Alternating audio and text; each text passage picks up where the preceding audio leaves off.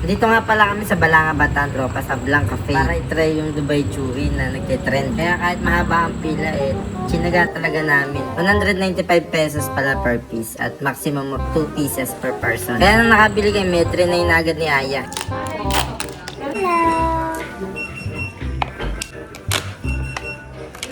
Karoon na natin.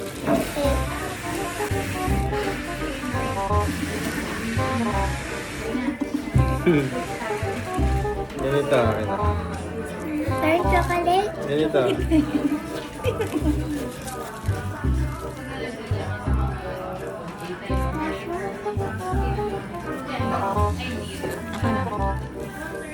Ayan na.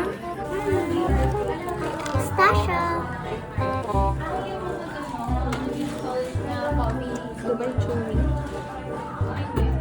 Dubai Chewy cookie. Ano yung itsura mo? Trinay na nga rin pala namin tong tiramisu, tropa. Wala nga pala akong hilig sa mga ganito, pero ito nagustuhan ko talaga yung lasa niya. Masarap naman siya, quality goods to, tropa.